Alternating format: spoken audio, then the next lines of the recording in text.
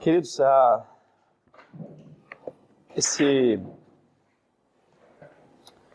para mim é uma grande alegria e um privilégio que a igreja me dá de falar aqui publicamente, especialmente aí pela vida do Ronaldo e do Thiago, né, que deram essa oportunidade. Eu conheço um pouco da história de vocês. Há 11 anos atrás eu estava participando dos cultos e nesse tempo minha mãe também estava participando com vocês. E foi que eu conheci, vocês acompanharam um pouco da nossa história, uma parte, né? E nós vamos fazer aqui uma retrospectiva rápida sobre a nossa vida com o Senhor. E uma parte disso vocês estavam juntos, inclusive muitos de vocês foram no nosso casamento, né? Em 2013. E alguns irmãos que não estão mais aqui também estiveram lá. Então, é uma história conjunta muito especial que Deus tem nos dado.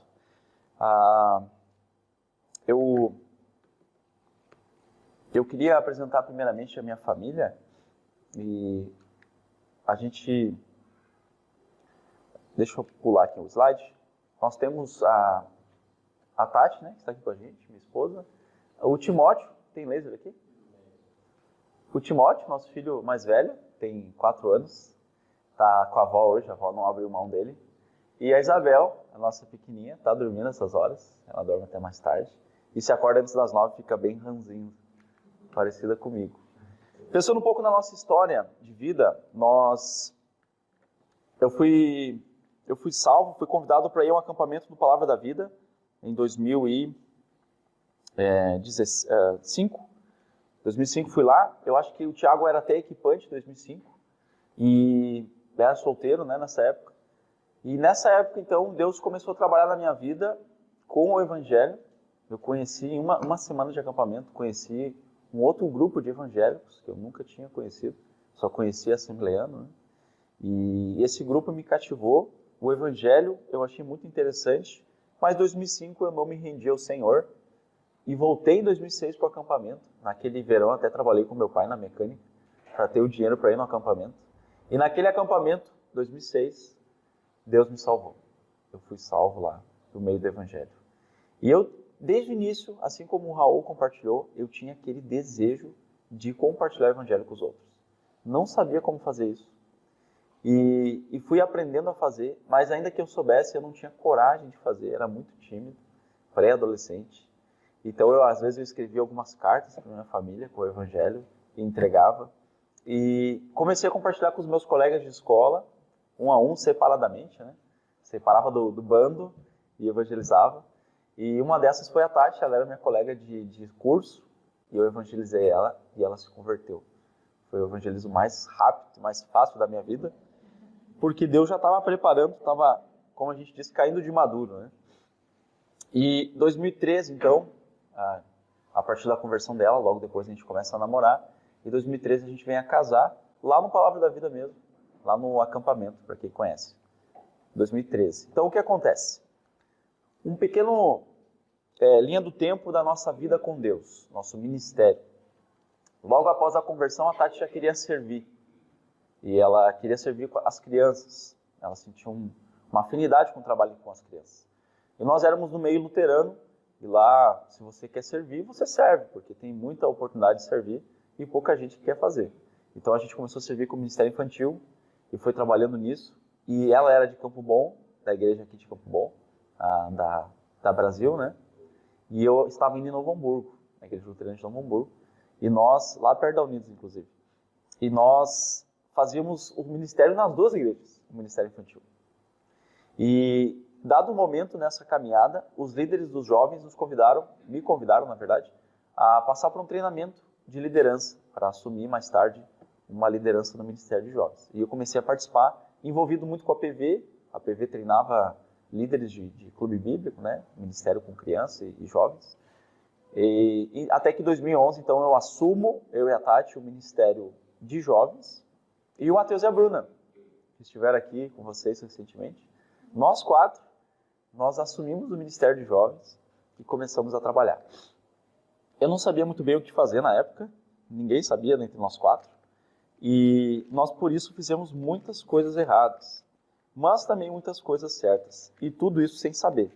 A A gente sabia que estava fazendo errado, nem sabia que estava fazendo certo.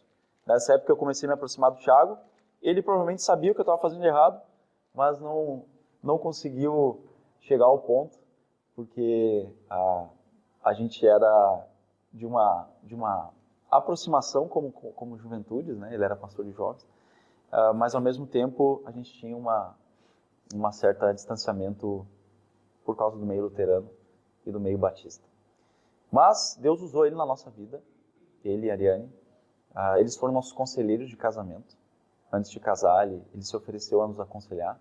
E foi um momento muito marcante para as nossas vidas. Eu sempre falo isso para ele, que foi um momento muito importante, onde a gente começa a se voltar para a Bíblia como suficiente para as nossas vidas.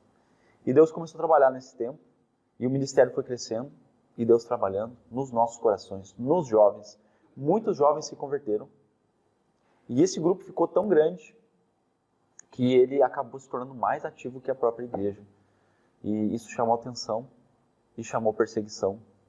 E até que em 2014 nós fomos convidados a nos retirar da liderança e da igreja.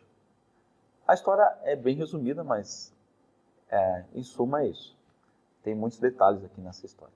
Eu tenho a consciência limpa e sou grato a Deus, porque nós saímos bem de lá.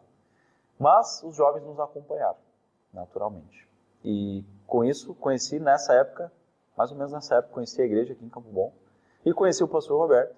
E falei para ele um dia, pastor, tem umas 4 igrejas, mais ou menos, que pregam a Bíblia aqui em Novo Hamburgo. Que a gente pode dizer, não, vai lá que eles pregam a Bíblia. Tem espaço para mais. Vamos plantar uma igreja nova? E a gente olhou um bairro que tinha menos igrejas e descobriu que a Vila Nova não tinha nenhuma igreja. Vila Nova é onde é a Fevale. Então ali a gente começa um trabalho e com parceria com a igreja de Estância Velha, que vocês conhecem também. E esse trabalho andava paralelo. A gente servia lá em Estância Velha, também servia nesse trabalho de plantio, um ponto de pregação. E a gente foi caminhando até que em 2014 nós passamos então de Estância Velha a Novo Hamburgo integralmente e fomos servindo eu e a Tati de 14 a 20 nesse ponto de pregação, né? Nesse ministério que veio a se tornar a Igreja Bíblica Bereia ali em Novo Hamburgo. Foram mais ou menos 6 anos de treinamento junto com o pastor Roberto, como treinamento de liderança, né, para o pastorado. E em 2020 veio a pandemia, todos lembram. Eu perdi o emprego, talvez outros aqui também. E nessa perda de emprego fiquei meio desnorteado, né? O que eu vou fazer agora? E pensei, vou abrir uma empresa. E aí meu pai me cedeu um galpão, eu ia começar uma marcenaria. Eu já tinha pedidos prontos, já, pessoas que me pediram, me pagaram. E eu ia começar, e quando eu ia começar, a chamada na meia-noite me convidou a trabalhar com eles, lá em Porto Alegre. E eu fui para lá e disse, olha, se for trabalhar de casa, eu venho a trabalhar com vocês. Não dá, tem que trabalhar aqui. Tá. Então, Deus abençoe vocês, boa sorte. E eles falaram, não, vamos orar, não despreze essa vaga, vamos orar, vamos ver o que Deus tem. O Marcos, né? Não sei quantos conhecem. E aí eu apresentamos a igreja, a igreja adorou a ideia, disse que era de Deus, viram coisas que nós não vimos e nos incentivaram a ir. E nós fomos, e eu fiquei 9 meses indo e voltando, ônibus, trem, carro, no pior da pandemia. Então, 6 horas da manhã eu estava no trem, com todas as janelas abertas, a 0 grau, se eu lembro. Foi um tempo difícil. Mas Deus preservou, não peguei Covid. E ficamos então, e acabamos indo morar em Novo Porto Alegre, vivemos lá hoje, na chamada na meia-noite mesmo. Até que ano passado nos convidaram para uma viagem missionária. Isso é muito perigoso. Se te convidaram para uma viagem missionária, abre teu olho, que Deus pode estar tramando algo. Nós fomos para o Uruguai. Eu só fui ao Uruguai junto com o Daniel Lima, que é o meu vizinho, e é também hoje posso dizer que é um missionário hoje em dia. Ele é um pastor de muitos anos já de pastorado. E eu fui para acompanhar ele e dirigir junto com ele. São 14 horas de um volante. E nesse tempo lá juntos, eu achei muito interessante a grande necessidade que os uruguaios têm. São muito carentes. Isso me chamou muita atenção. E me impactou muito. Mas não ao ponto de querer voltar. O Uruguai ele é um país que arrepia. Você sente que... Você vê claramente que não está no Brasil. É um país muito mais frio que aqui. É um país muito mais caro que aqui. Eu cheguei a pagar R$ 22 um café de posto de gasolina. E é um país muito, muito fechado.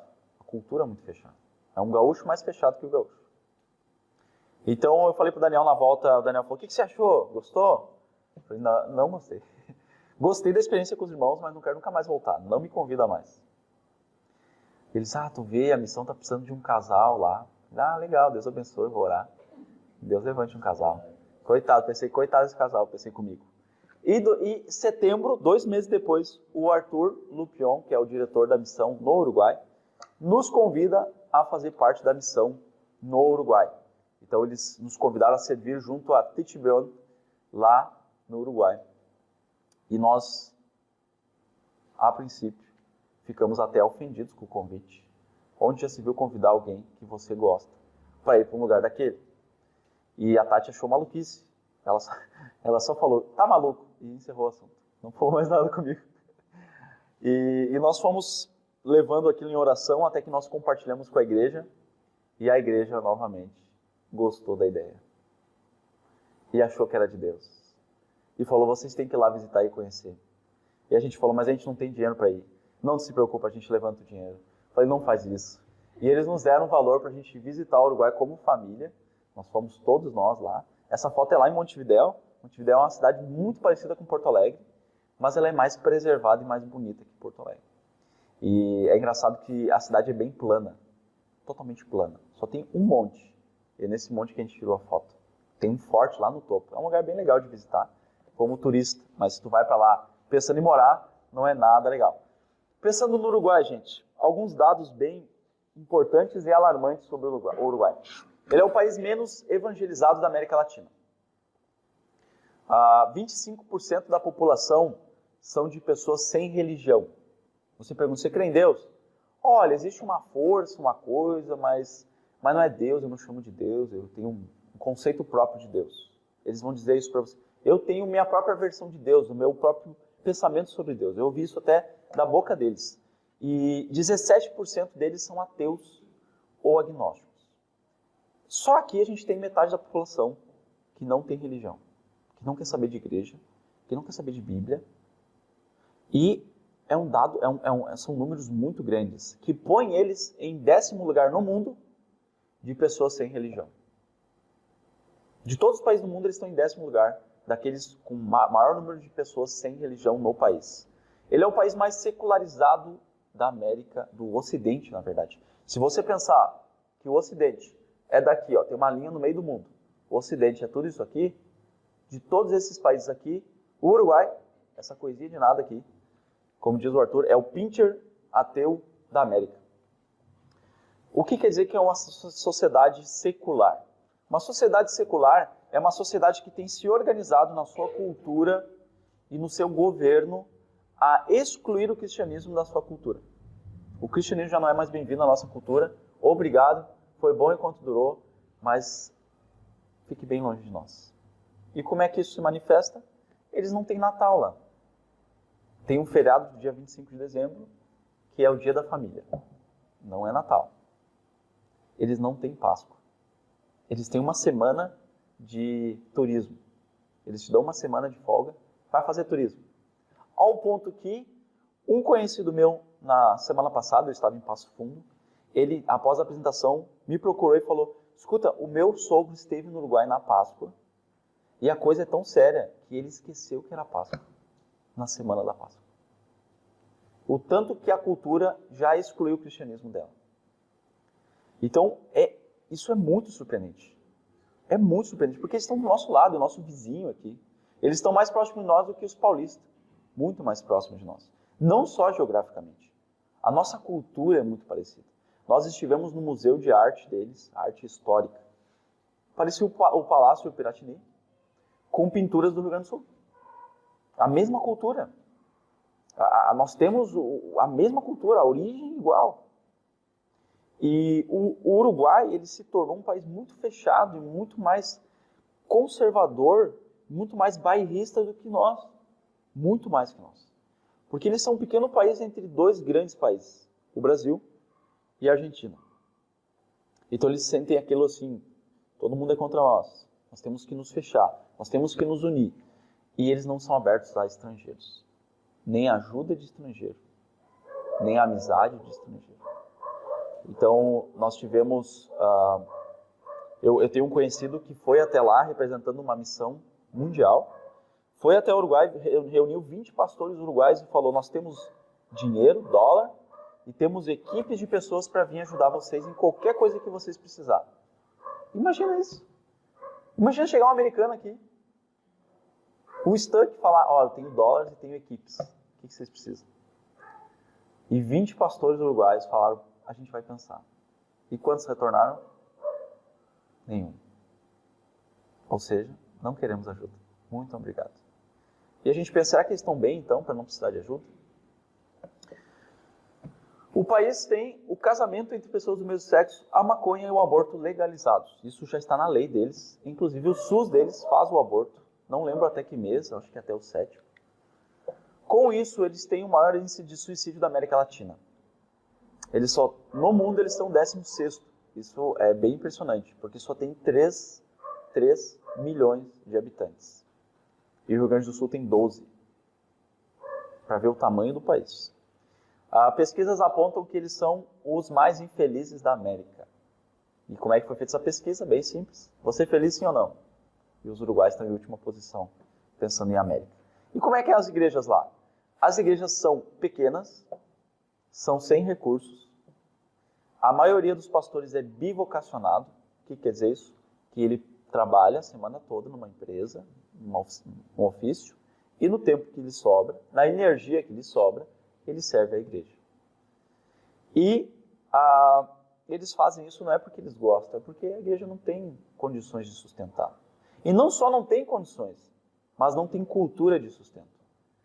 Para a igreja uruguaia, sustentar um pastor não está dentro da possibilidade. Ainda que eles tivessem dinheiro, eles não sustentam. Porque é uma cultura que não desenvolveu a ideia do pastor ser sustentado pela igreja. Naturalmente, eles não mandam ninguém para seminários. Se o pastor não é sustentado, ninguém vai para seminário. E se ninguém vai para seminário, o pastor não foi para seminário. O pastor que é ordenado, ele é um irmão que está desde criança na igreja, que o pai dele talvez era até um pastor, que o avô dele talvez era um pastor, e que ele se destaca pelo conhecimento, pela espiritualidade dele. Eles pedem, convidam, você quer ser nosso pastor? Eles tornam pastor, sem teologia. Eles não têm livros teológicos. Eles não têm comentários bíblicos. Eles não têm bíblias comentadas. Eles não têm canal no YouTube com teologia. E tudo isso por quê? Porque eles são gaúchos. São gaúchos. A cultura gaúcha, é uma cultura comum a nós. Uma cultura de que não vamos se entregar para os homens. Eles não aceitam ajuda. A pior pessoa necessitada é a que não quer ajuda. Eles estão necessitados e não querem ajuda. Os argentinos vão para lá e tentam de tudo ajudar eles. Eles não querem saber dos argentinos. Os argentinos têm um monte de literatura, um monte. Eles têm coisa melhor que a nossa até, em termos infantis. Eles têm livros infantis maravilhosos para crianças e os uruguaios não querem saber. Tem uma pergunta? Eu queria que tu sublinhasse a frase que tu me disse. Eles detestam gaúchos brasileiros e odeiam argentinos. Eles toleram brasileiros e detestam argentinos. E aí, quando a gente estava com um grupo de brasileiros lá, eles perguntavam até de onde? São Paulo. Ah, você? Belém do Pará. Ah, e você? Porto Alegre. Porto Alegre? Ah, Porto Alegre. Soares, o Soares joga no teu time, né? Ah, não sou gremista. Então, eu percebi que eles veem nós como gaúchos, como primos. E isso é muito bom estrategicamente. Porque se existe um povo no mundo que eles estão com uma pequena abertura, ainda que pequena, mas existe abertura, é para o gaúcho. Por isso o Arthur tem convidado pessoas do Rio Grande do Sul a servir lá. Porque ele vê que a igreja gaúcha tem a maior condição no mundo de alcançar os uruguaios. Pensando sobre o Uruguai, o que é a missão Titibion, o que ela é e o que ela tem feito. A missão Titibion, ela talvez é conhecida para muitos de vocês, ela é a antiga Justin, ali de Gramado, ela mudou o nome para Titibion, e o grande foco da Titibion no mundo não é seminário e não é acampamento. é escolas cristãs. Eles fundam escolas cristãs. Ensino fundamental e ensino médio. Eles estão em 73 países, alguns desses até perseguidos. Mas se você chega e diz, eu quero abrir uma escola cristã, você é bem-vindo. Só não fala de Jesus fora da escola. Eles têm 1.100 alunos, 1.100 missionários e 25 mil alunos nesse exato momento, dentro de todas as escolas que foram fundadas no nível mundial. São 160 organizações parceiras da TTBN também. A TTBN é uma missão evangélica interdenominacional, ou seja, aceita todas as denominações evangélicas. E com isso a gente tem pessoas de todos os tipos de crença lá dentro. No Brasil ela é muito grande já, e o Uruguai é bem pequeno. O Uruguai foi uma plantação da TTBN Brasil, pensando em alcançar os uruguaios. Quem foi para lá? Uma família Lupion, Arthur e Valentina, ou Pepita Lupion. Eles têm um filhinho chamado Luke. Eles foram para lá em final de 2019 e foram sondar o país, pensando o que a gente pode fazer. Se esse país é tão difícil, o que poderia dar certo? O que poderia abençoar o país? E nesse tempo começou a pandemia. E em um mês ele perdeu metade do sustento, só pela mudança de câmbio, a desvalorização do real, e o peso uruguaio ficou estável. E ele perdeu metade do sustento e as fronteiras se fecharam e ele não tinha como voltar, não tinha como pagar aluguel. E estava sobrevivendo assim a modo de guerra, né? Sobrevivendo com comida ali e o básico. E nesse momento ele estava pensando em retornar ao país, uma missão entra em contato com ele, uma outra missão entra em contato com ele e fala, Arthur, eu ouvi falar de ti, eu ouvi falar que tu quer fazer uma escola, um seminário aqui no Uruguai. Nós temos uma propriedade que nós não estamos usando. Ele falou, gente, eu não tenho como pagar. Não tenho nem pagar aluguel, eu estou para ir embora. Eles falaram, não vai embora. Fique no lugar e depois a gente fala sobre aluguel. Então o convidaram para ir para Exilda Paulier. Exilda Paulier fica a 100 quilômetros de Montevidéu. Aqui está o Rio Grande do Sul. Aqui mais ou menos é Jaguarão. Daí você desce. Passa por cima de Montevidéu e chega em Exilda. Está mais perto da Argentina, como pode ver aqui. Em Exilda é a base, a sede da missão, que é onde é o seminário. Eles fundaram um seminário lá. Em Montevidéu está começando uma nova base, com uma família de missionários. E Santa Rosa é uma igreja parceira, a Igreja Cristã Evangélica do Uruguai. O pastor dessa igreja estudou no Brasil, seminário aqui.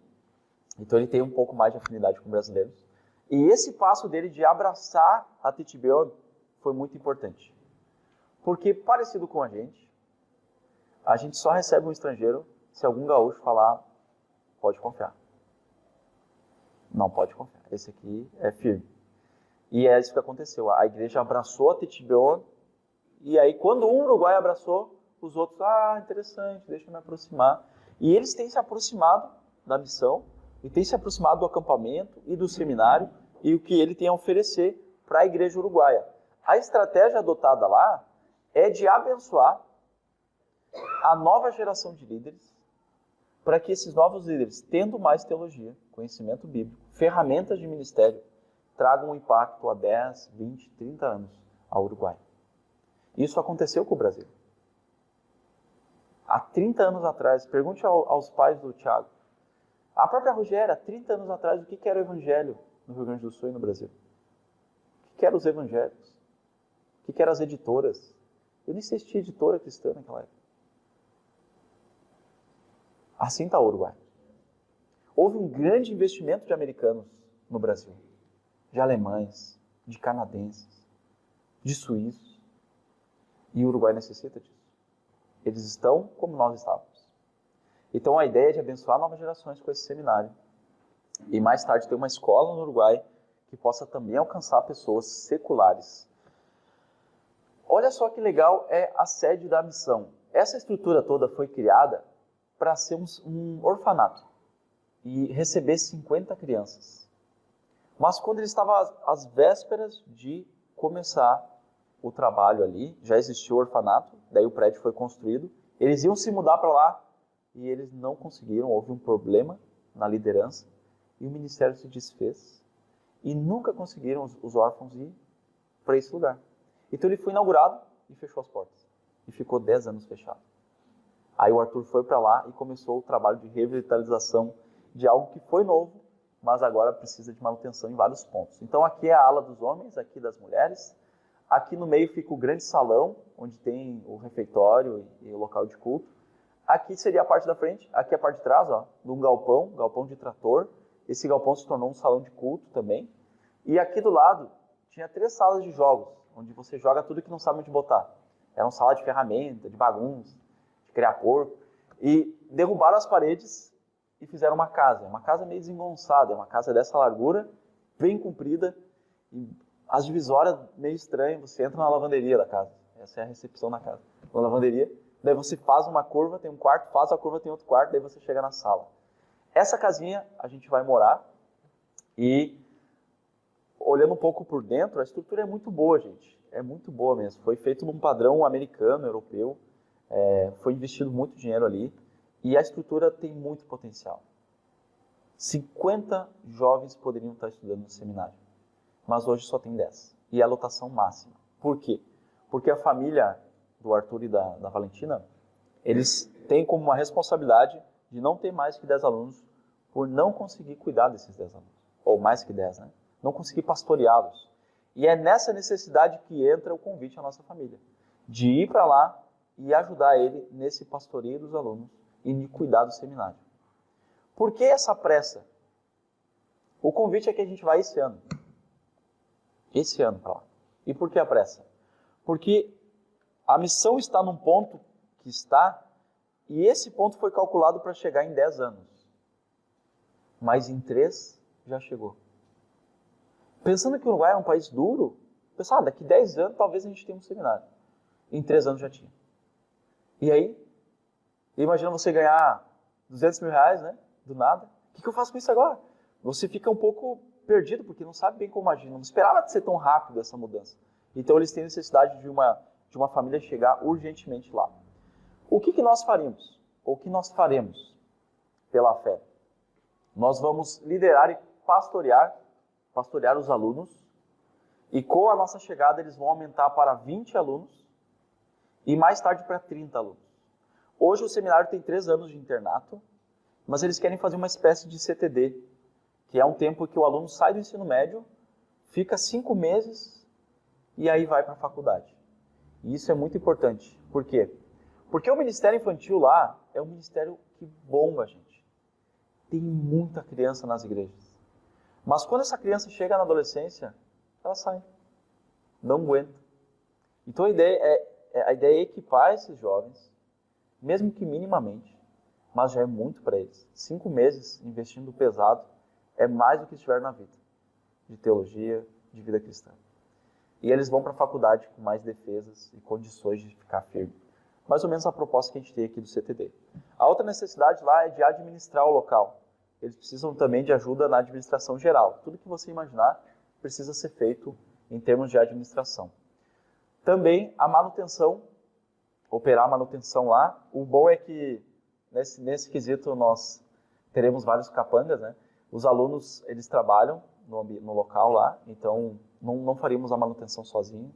Cortar grama, cuidar de cano, instalação elétrica, tudo isso seria dividido, mas ficaria como responsabilidade nossa. Desenvolver parcerias com essas igrejas fechadas e desconfiadas. Apresentar o trabalho, se apresentar, ganhar a confiança deles e dizer, gente, tudo que a gente quer é servir vocês. Abram as portas.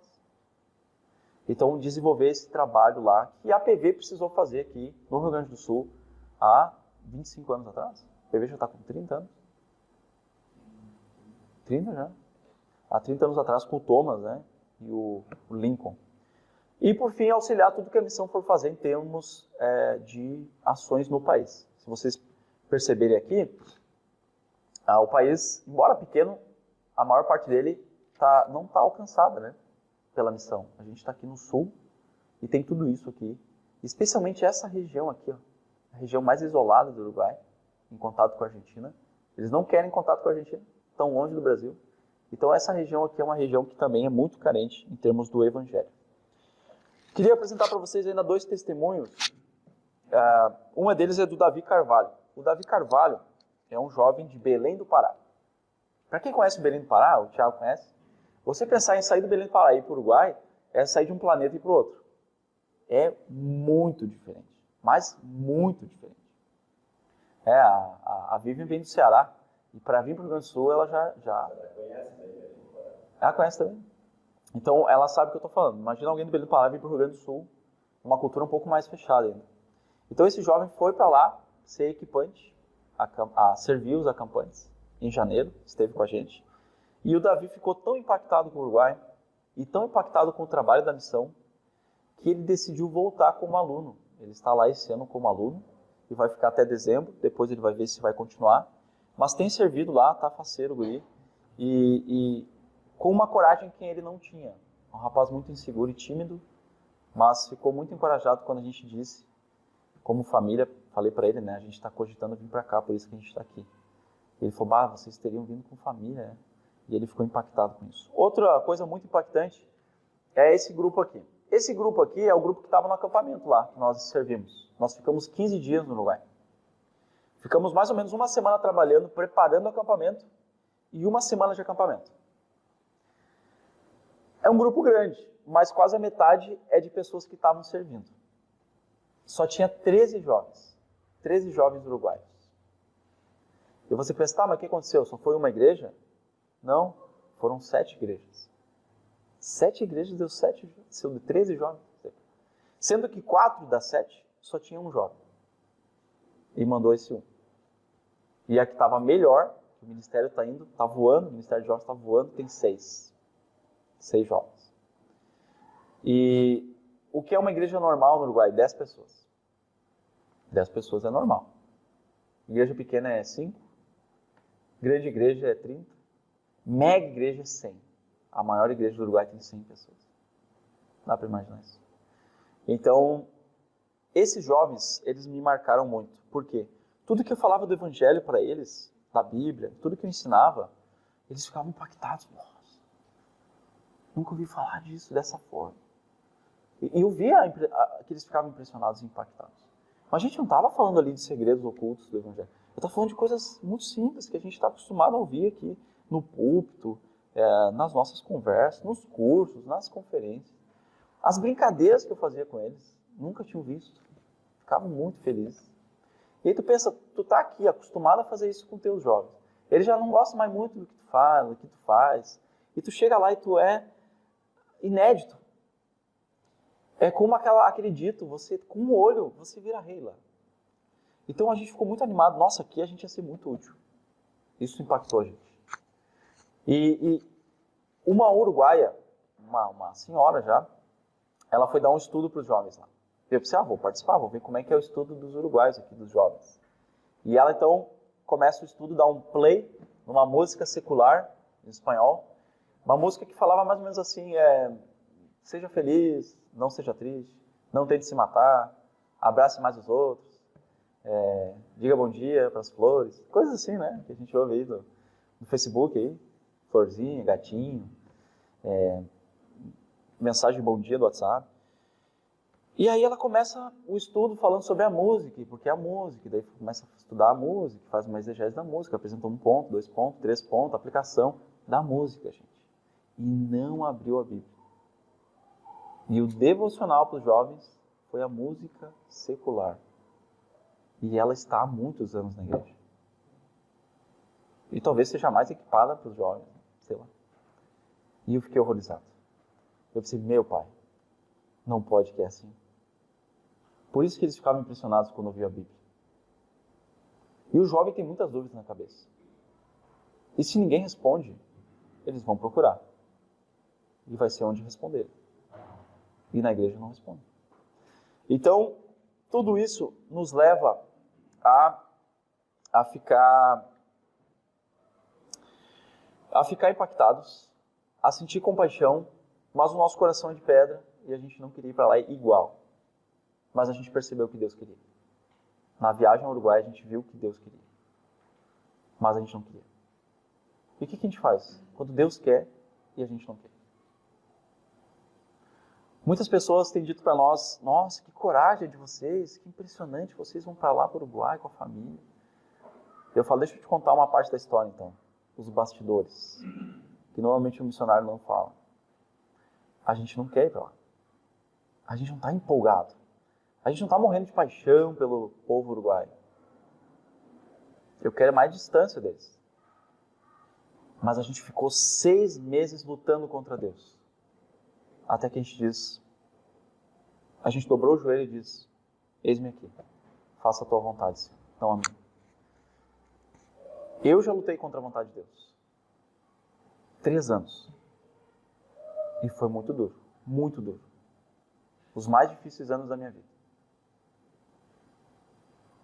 Até que eu me rendi e falei, Senhor, eu me rendo. Chega. Eu me rendo. E ele fez o peixe me vomitar na praia. Que nem Jonas. Eu saí daquela situação em 2 semanas. 3 anos. Em 2 semanas mudou. E eu vi, é verdade. Era isso mesmo. Deus queria que eu me rendesse. E eu decidi nunca mais lutar contra a vontade de Deus. Nós estamos no momento mais confortável da minha vida. Inclusive eu falei para meu pai, a gente foi convidado para ir para o Uruguai. Ele falou, que legal, quanto é que vocês vão ganhar lá? Todo pai quer que o filho vá para um lugar melhor do que está. Eu falei, pai, a gente não vai ganhar nada. O que é pior, a gente vai ter que levantar de sustento. Nós vivemos num lugar muito confortável. Numa situação muito confortável. Por isso, o que nos leva a deixar isso ir para um lugar menos confortável, menos seguro, onde nós seremos como crianças. Porque a gente não fala espanhol fluentemente. Então qualquer um engana a gente. É criança. 7 anos falando espanhol. Qualquer um vai entender nós mal. O que vai fazer a gente fazer isso? A vontade de Deus. Porque no final, todo crente tem que decidir obedecer ou não. Todos os dias. Todos os dias nós somos confrontados com o pecado. E a gente vai dizer sim para o Senhor ou sim para o pecado. E é assim a nossa situação com o Uruguai. Por isso eu encorajo todo irmão e digo, se Deus te chamar para um lugar, você vai ir. Tem certeza? Tenho. Porque no final é obedecer sim ou não. A não ser que você desobedeça. Mas aí Deus vai tratar contigo isso. Queridos, eu queria convidar vocês a abrir comigo o texto de 2 Coríntios. E é um texto que Deus colocou no meu coração. E eu queria dedicar a última 1h30 a refletir sobre esse texto. O Ronaldo me deu 2h30, né? Depois eu pago ele. Eu queria compartilhar com vocês o capítulo 8, algumas reflexões. Esse texto é muito conhecido, você já deve ter ouvido pastores pregar sobre ele. Talvez o nosso meio é menos comum, porque é um assunto muito delicado. Já ouviram falar da semeadura, né? A lei da semeadura. Você planta, colhe. Oferta, recebe. Isso é muito comum entre os falsos mestres. Oferte mais para ganhar mais. Você quer ganhar um carro, mas não oferta o valor de um carro? Como é que você quer ganhar um carro? E a enganação rola frouxa. E usam esse texto, infelizmente. Por isso, pastores sérios evitam esses capítulos. Porque é muito delicado falar sobre oferta e dinheiro no contexto que nós vivemos hoje. Mas eu não vou falar do capítulo 9. Podem respirar aliviados. Eu queria falar com vocês, meditar sobre o capítulo 8. Paulo aqui em 2 Coríntios, ele está falando sobre alguns temas variados que a igreja estava enfrentando de lutas de pecado e lutas contra o apóstolo Paulo. E essa carta é o final de uma luta que está levando um bom tempo aqui. 1 Coríntios, os estudiosos têm suposto que 2 Coríntios é a segunda carta de Paulo aos Coríntios, que já tinha uma primeira carta, onde Paulo confronta eles. Aí Paulo manda a 1 Coríntios, aí o pessoal não se arrepende, aí Paulo manda uma outra carta, a 3 Coríntios, e aí essa carta diz que é bem dura, é bem severa, tão severa que Paulo mais tarde aqui em 2 Coríntios ele vai dizer que se arrepende de ter falado palavras tão severas, e Tito leva essa carta, e quando Tito vê a reação da igreja, ele volta para Paulo e diz, Paulo, eles se arrependeram.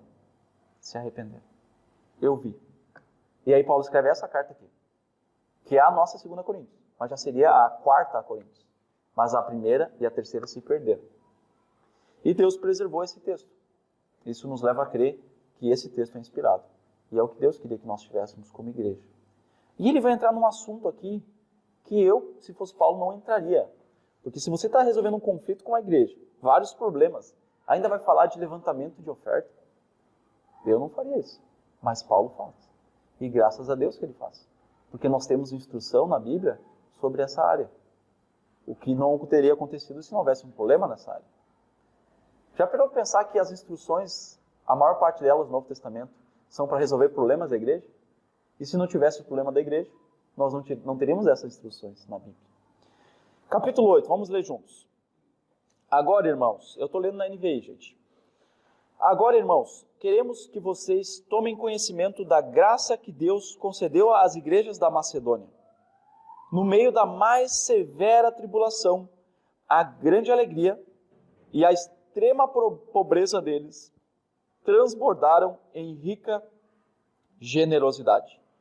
Pois dou testemunho de que eles deram tudo quanto podiam, e até além do que podiam, por iniciativa própria. Eles nos suplicaram insistentemente o privilégio de participar da assistência aos santos. E não somente fizeram o que esperávamos, mas entregaram-se primeiramente a si mesmos ao Senhor e depois a nós pela vontade de Deus.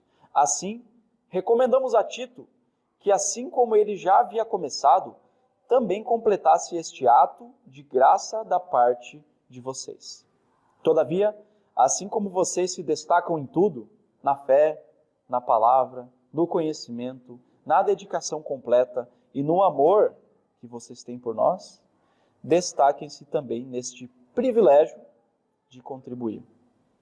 Não lhes estou dando uma ordem, mas quero verificar a sinceridade do amor de vocês, comparando com a dedicação dos outros. Pois vocês conhecem a graça de nosso Senhor Jesus Cristo, que sendo rico, se fez pobre, por amor de vocês, para que por meio da sua pobreza, vocês se tornassem ricos. Queridos, do capítulo 8 ao final do capítulo 9, daria para pregar pelo menos 2 meses. 2 meses. Para aprofundar bem o texto, 1 hora a gente expõe 3 versículos. Mas eu não tenho todo esse tempo. E Deus me deu esse texto para compartilhar não especificamente com esta igreja. Não se sintam aqui constrangidos por mim. O meu intuito é pregar esse texto para a Igreja Gaúcha. E já explico o porquê, a partir desse texto. Paulo está dizendo o seguinte: irmãos, agora, ou seja, ele está trocando de assunto, está mudando de assunto, e diz, olha, agora, irmãos, eu quero falar para vocês o seguinte, eu quero dar um testemunho aqui. Lá na Macedônia, as igrejas de lá, elas tiveram um testemunho bem impactante. Quais são as igrejas da Macedônia? Onde era a Macedônia? A Macedônia, gente, é onde é hoje a Grécia. Pena que eu não tenho um mapa aqui, peço desculpa para vocês. Onde é a Grécia?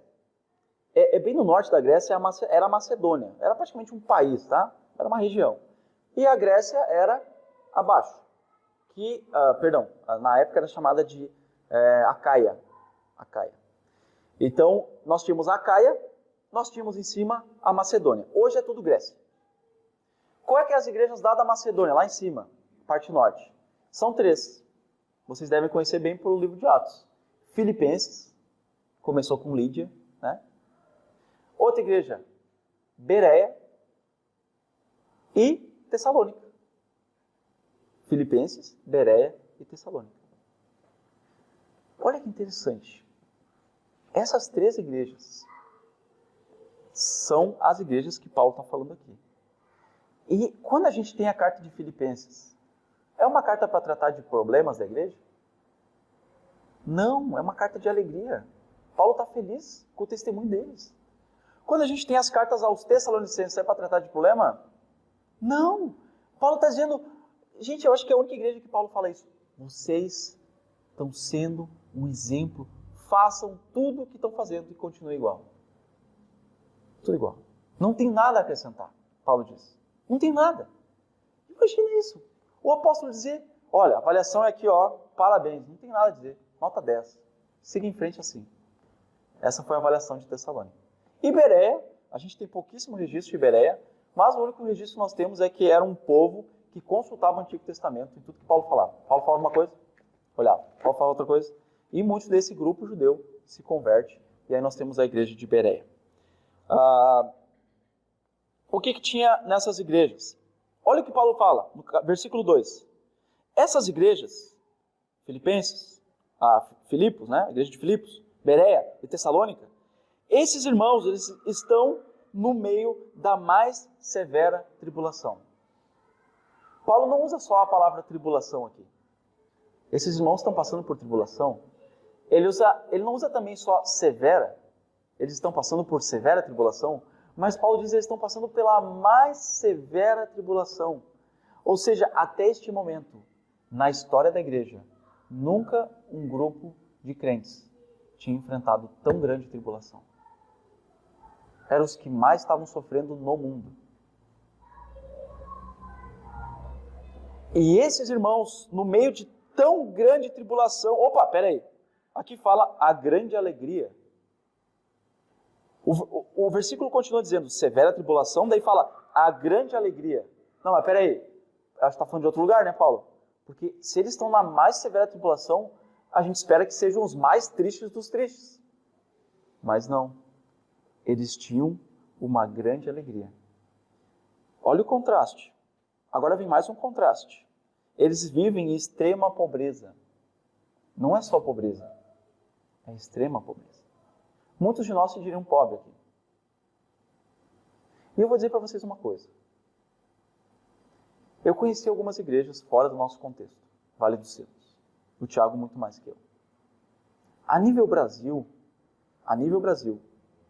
do nosso contexto conservador, batista, eu ouso dizer que nós somos os extremos pobres. Desse contexto. As igrejas do São Paulo, Minas, e até mesmo em Passo Fundo, têm muito mais recursos que nós. Muito mais. Então, eu diria que nós somos os de extrema pobreza. Embora a gente sabe que não somos, em termos financeiros, né? Mas Paulo disse que esses irmãos eram extremamente pobres. E aí ele vai falar o quê? Deles transbordaram o quê?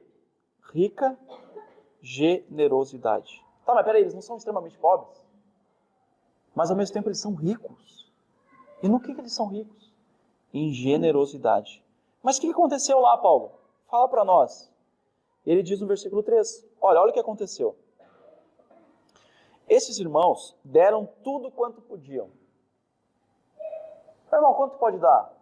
Eu posso dar 5 reais. Aí tu pensa, esse irmão não deve ter o que comer, então 5 reais é bastante. Legal, irmão. Mas Paulo diz, não, mas olha só, eles não deram só o quanto podiam. Eles foram além do que podiam. Eles deram mais do que deviam. Deram mais do que deviam. E aí tu pode perguntar para Paulo, mas Paulo, tu não tem vergonha na cara? O pessoal está sem o que comer e tu vai pedir oferta. E Paulo diz, não fui eu. Não fui eu. Foi iniciativa própria deles. Tá, Paulo, mas ainda que é iniciativa própria deles, por que tu não disse não ofertem? Vocês têm que alimentar os filhos de vocês, as famílias. Gente, tá bom 5 reais, não dá mais, não dá 10 não. E Paulo diz, não, mas eu fiz isso. Mas eles insistiram, a palavra diz aqui, o que diz aqui? Suplicaram insistentemente, Paulo, por favor, Paulo, deixa eu dar 10, Paulo, deixa eu dar 10. E Paulo diz, eu estou vendo algo em vocês. Eu estou vendo que vocês não estão considerando que estão dando dinheiro para mim, mas estão dando para o Senhor. É isso que ele diz na sequência. Ele diz, eles fizeram mais do que eu esperava. Mais do que eu e a equipe esperava. Eles entregaram-se primeiramente a si mesmos ao Senhor. Para quem é a oferta? Primeiramente, para o Senhor. Primeiramente a oferta é para o Senhor. Depois é para o que recebe a oferta. Toda oferta primeiramente é ao Senhor. Por isso nunca é vão. Ainda que o seu pastor, missionário, instituição, missão, não use bem o dinheiro e você se frustre com isso, não é em vão, porque foi para o Senhor. E nunca será perdido, nem esquecido isso. E Paulo aceita a oferta deles, porque eles se entregaram ao Senhor. Vocês lembram de uma situação em que Jesus está avaliando as ofertas? E aí chega um cara lá, Mercedes, estaciona, maleta de dinheiro, põe o dinheiro lá, muito bom. Os discípulos devem ficar impressionados também. E aí chega uma mulher, fedida, aos trapos, põe uma ofertinha lá, nem dá barulho na caixa. E Jesus falou, ela deu mais. Ela deu mais. Conta-se uma história de missionários que estavam levantando sustento não existe mais, mas é o norte da Inglaterra, entre os escoceses. Seria Escócia, né? Mas não existe, é o Reino Unido. É no norte da Inglaterra, do Reino Unido. E eles estavam levantando oferta lá, e aí os diáconos, depois que o missionário falou o quanto precisava, os diáconos foram então chegando nos irmãos, irmão, quanto você vai dar? Quanto você vai dar? E aí tinha um irmão dentre eles que era muito rico. Se calculava que ele tinha uma fortuna de 50 mil libras. Isso, gente, seria 10 milhões de reais, uma coisa assim muito, muito grande. E aí um diácono chega e diz, irmão, quanto o senhor vai dar? Eu vou dar a mesma oferta da viúva pobre. E aí ele botou a mão no bolso para tirar 2 moedas. E quando ele estava botando a mão no bolso, o diácono falou, irmãos, podem parar de ofertar. Esse irmão vai ofertar 50 mil libras. E aquele irmão se deu mal. E graças a Deus. Porque ele queria esnobar o missionário. A missão em Deus. Mas mal sabia ele que a viúva pobre deu tudo. E aquele diácono entendeu isso. Queridos, eu estava compartilhando esse projeto com uma irmã do interior de Santa Catarina, cidadezinha minúscula. E daí eu falava, não, porque o Uruguai, eles têm, o normal é 10 pessoas, daí ela bem assim.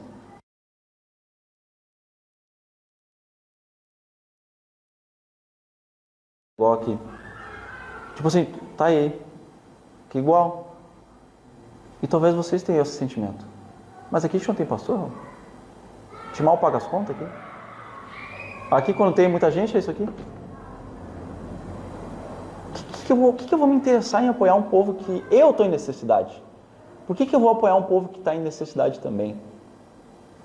E fica o exemplo dos nossos irmãos bereanos, filipenses e tessalonicenses. Para quem era essa oferta? Não era para o apóstolo Paulo. Essa oferta era para os crentes de Jerusalém. Os crentes de Jerusalém. E esses irmãos da Macedônia, ainda que extrema pobreza, consideraram que os de Jerusalém tinham maior necessidade que eles. Esse é o meu desafio para a Igreja Gaúcha. A gente tem necessidades aqui muito grandes. Nós somos o estado menos alcançado do país. Das 27 capitais, Porto Alegre está em último lugar. Se estima pelo IBGE, que tenham 12% de evangélicos em Porto Alegre. O IBGE bota tudo junto, seita, pessoa que não atende em casa, vai tudo no balaio. Teu vizinho é evangélico? Esse aí deve ser também. Isso é IBGE. 12%. Eu já ouvi falar de uma pesquisa americana que apontou 2% em Porto Alegre. Eu fiz uma promessa para Deus, falei, Deus, nunca vou sair do Rio Grande do Sul. Nunca vou sair, exceto se tu quiser. Porque eu sei a necessidade do meu povo.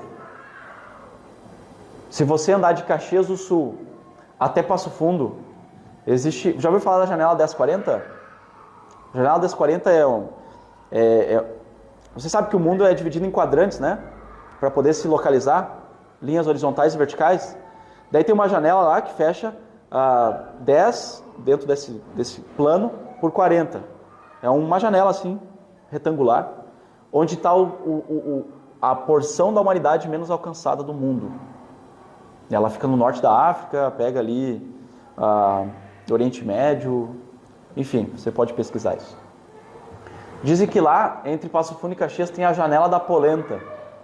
São várias cidades de italianos, várias, que não tem uma igreja evangélica. Das 10 cidades menos alcançadas do país, quantas estão no Rio Grande do Sul? 9. Quer dizer que o Acre está melhor que a gente. Roraima está melhor que a gente. Que é no fim, lá no fim, para cima da Amazônia. E aí ainda eu venho fazer um convite de vocês apoiar um povo uruguaio. Sim, venham, irmãos. Porque Paulo usou o exemplo dos macedônios para encorajar Coríntio, que não era pobre, era uma cidade bem rica. E dizer, olha o exemplo desses irmãos, que tendo muito pouco, transbordaram em generosidade. Que consideraram que os de Jerusalém eram mais necessitados que eles. E o meu testemunho é, sim, os uruguaios são mais necessitados que os gaúchos. Se dentro do contexto de igreja do Brasil nós somos os de extrema pobreza, eles são os de mais pobreza em termos espirituais, em termos de recursos. O texto continua dizendo, no versículo 7, irmãos, assim como vocês se destacam na fé, na palavra, no conhecimento, na dedicação completa. A palavra aqui, dedicação completa, é um zelo religioso. Vocês são zelosos. Se destaquem no amor também. Essa igreja que Paulo está falando é Coríntio. Para quem foi escrito o capítulo do amor? Aos Coríntios. Coríntios capítulo 13. Foi escrito a eles. E Paulo diz lá, ainda que eu fale uma língua de anjos, ainda que eu entregue o meu corpo para ser queimado, me queima, sou de Jesus. Ainda que eu pegue todas as minhas 50 mil libras e dê para a oferta, se eu não tiver amor, tudo isso é só barulho, é só estardalhaço, é só teatro. Paulo está falando, Coríntios, vocês têm muita fé, hein? Vocês têm gente com dom de tudo aí. No Novo Testamento, a igreja com mais dom é Coríntio. Tinha dom de tudo. Mas Paulo diz, quero que vocês se destaquem em outra coisa também, o amor. Destaquem-se no amor. Ofertar também é amor. Ofertar é amor. E é um amor primeiramente ao Senhor. E depois aos irmãos que padecem. Queridos, a Tetibel não trabalha com plantação de igrejas. Então, a Tetibel vai trabalhar só com igrejas e crentes. Ou seja, nos apoiando, vocês vão estar apoiando igrejas e crentes. Vocês não vão estar investindo em incrédulos, que é importante também. Por isso que eu acho que esse texto, ele encaixa muito com essa realidade Rio Grande do Sul e Uruguai. Porque a gente está falando de irmãos aqui. Irmãos que estão em pobreza e nem querem ajuda, para falar a verdade. Mas, ainda assim, nós não querendo a Deus, Ele não se conformou com isso. Ele veio até nós. Jesus é aquele que veio até nós. Ele vai dizer no versículo 9, queridos, Jesus, sendo rico, se fez pobre. E o que é essa pobreza? Ela abrange muita coisa, gente. Essa pobreza de Jesus. Muita coisa. Muita coisa. Quão rico Jesus era na glória? Incalculável. E ele não só deixa essa glória e se torna um homem, ainda que ele se tornasse um homem, e se tornasse, na época, César, o homem mais rico da terra, ainda seria grande humilhação e rebaixamento. Mas ele não fez isso. Ele foi tão humilde, tão da favela, tão marginalizado, que os líderes religiosos não queriam nem acreditar. Não pode que um cara que vem do interior dos Cafundó vai ser o Messias. Pode. Olha as roupas dele. Olha com quem ele anda. Gente, eu vou falar uma coisa aqui que vai chocar vocês, mas Jesus provavelmente fedia, tá? Não tinha desodorante naquele tempo. Não tinha desodorante. E o calor é forte. Esse foi o Cristo da glória, o Rei dos Reis, o Criador de tudo, que se fez pobre, mais pobre do que jamais nós aqui experimentaremos. E Ele fez isso para que nós fôssemos ricos. Diante dessa realidade espiritual, eu não querer ofertar, é o quê? É a mais absurda avareza e mesquinharia. E esse texto, queridos, antes de impactar a igreja, ela impacta o pregador. Porque eu só estou aqui porque Deus assim o quis. Mas eu poderia estar sentado com vocês me ouvindo. Porque esse texto fala comigo.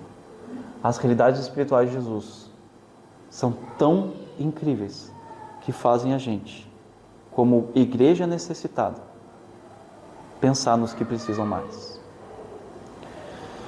Rômulo, o que eu vou ganhar com isso? Bom, primeiro, você já ganhou, ok?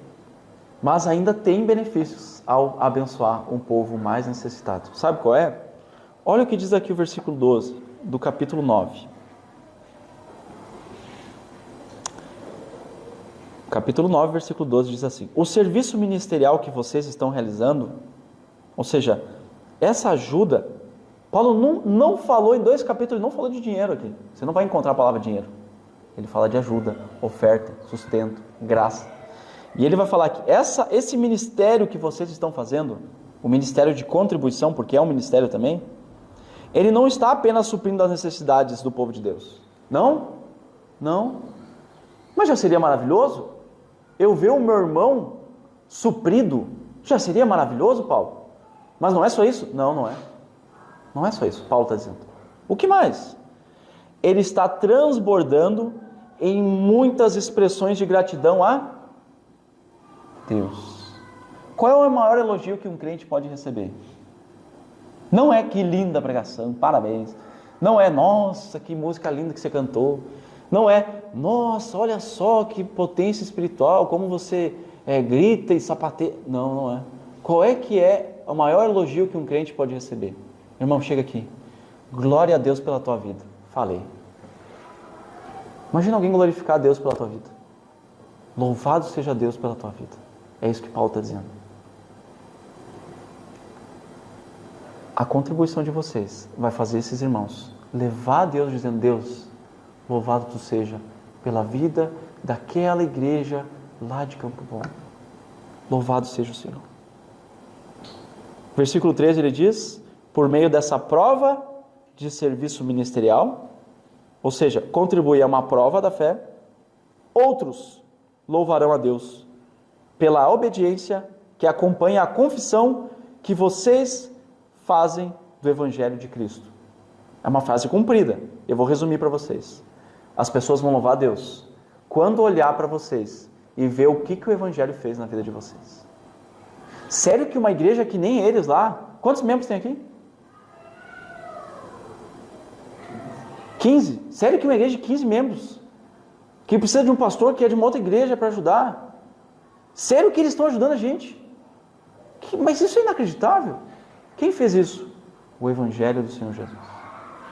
É isso que Paulo está dizendo. Queridos, como eu disse para vocês, eu não preparei uma pregação pensando em Campo Bom. Não quero constrangê-los diretamente. Eu preparei essa pregação para a Igreja Gaúcha, porque é muito fácil, como gaúchos que somos, pensar no nosso bairro. Mas eu quero ver o poder do Evangelho da Igreja Gaúcha, obedecendo ao Evangelho, também buscando alcançar o Uruguai. Eu busco parceiros. Eu busco parceiros de oração. Pessoas que vão realmente orar por nós. Eu busco parceiros que vão entrar em contato e perguntar: como é que tu está, irmão?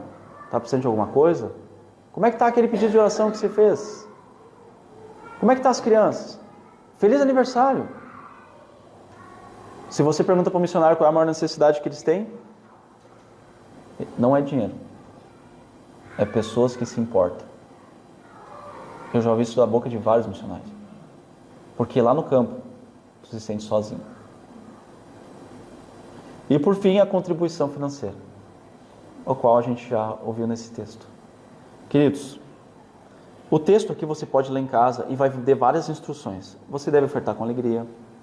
Você deve ofertar nas condições que você tem. Não para que a igreja lá está abundante e a gente aqui passando necessidade. Não, tem que ser um equilíbrio. Um equilíbrio. Ao ponto de quem tem um pouco mais não sobe e quem tem menos não falte. É isso que Paulo diz. Então, avaliem diante de Deus essa parceria. Não com constrangimento, não por mandamento. Paulo diz, eu não estou dando uma ordem. Eu só estou querendo ver a sinceridade da fé de vocês. E no Novo Testamento não tem ordens de contribuição. Talvez eu vou acabar com um pensamento que você tem desde criança, mas dízimo não é ordem para os crentes. Não é ordem para os crentes. Não tem ordem no Novo Testamento para contribuição. Por que será? Sabia que dízimo não existe? Como assim? Porque se você calcular o que os judeus davam, não era 10%, era 21%. Como assim? É que tinha outras ofertas que a gente não sabe, mas era 21% da renda anual. Então tu quer ser que nem o judeu? Dá 21 então. Paulo esperava que os que têm um novo coração contribuíssem mais do que 10%. A ponto de não ser necessário uma lei. Somente a lei de Cristo nos corações. Vamos orar? Santo Deus, nós te louvamos pela Tua palavra. Ela nos dá exemplos de irmãos do passado que viveram em severa tribulação, em extrema pobreza, mas com grande alegria mostraram que são muito ricos. E por que isso, Senhor? Porque o Senhor Jesus fez isso por nós. Jesus não foi só um exemplo, como os católicos hoje têm Jesus como exemplo. Jesus foi muito mais que isso. É sim um exemplo, mas se tornou aquele que possibilitou a obra sobrenatural de contribuição de pessoas avarentas que nós somos. De se importar com pessoas que eu nem conheço do Uruguai, ou de qualquer lugar do mundo, sendo que nós precisamos de ajuda. Este é o poder extraordinário que o Senhor nos deu, Senhor Jesus, por meio do Teu Santo Espírito. E nós te louvamos porque não somos dignos dessa honra, não somos dignos dessa glória, mas nos alegramos porque Tu nos deu. E eu te louvo porque a igreja de Campo Bom tem se mantido, Deus, com 15 membros, mas fiel, Senhor.